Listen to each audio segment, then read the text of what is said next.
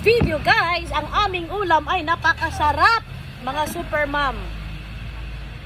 Nakita nyo to kung ano to? Fruit of malunggay. Bunga ng malunggay. Kumakain ba kayo nito? Ha? Ngayon, babalatan ko na si malunggay. Masarap ito. Ay, jamay na. May ano ba tayo dyan, alamang? Yan. Kahapon, yung puno namin ng malunggay sa likod ng bahay ng biyanan ko, ang laki, ang taas-taas na. Hindi na namin maabot. Sa dami ng bunga, kaya pinaputol ko na siya. Totally iksi ko na siya para pag tumubo uli, abot lang namin ng kalaamang malunggay. So ngayon, nung natapyas na yung mga sanga, ayan, hinarvest na namin tong bunga ng malunggay. Kaya ito ay very fresh. From the puno, very fresh. Ayan. Ngayon, pinabilan ko kanina ng kangkong. Masarap sana kung may kamote, kaso wala silang nabiling kamote.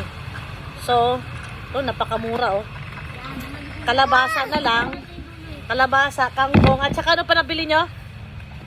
Kalabasa, kangkong. Pangsamay ng bata. Ayan, guys. Baboy. Almost 1 kilo din siya, guys. Yan, mga super mom. Diba? Ngayon, itong kalabasa. Ayan. Mamaya, makakain ng apo ko to. Isda sana pang sahog ko nito. Kaso lang, hindi naman ako na malengke. Kaya baboy na lang pinabili ko. Para mas mabilis na rin lutuin. Pero mas masarap sana ito kung inihaw na isda. Yan. Ang kangkong ay pinapatpat na ni Arlene.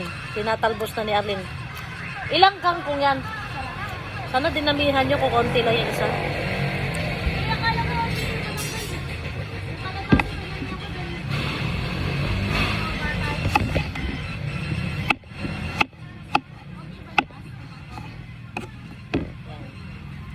Hindi ko muna ito hiwain. Hugasan ko muna.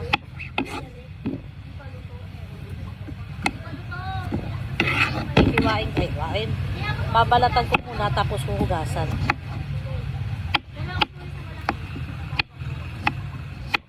Ayan si Butiki habang nag-uano ako. Ayan. Nakatingin. Nakatingin sa food. Kain ka kalabasa mamaya, Butiki. Listen.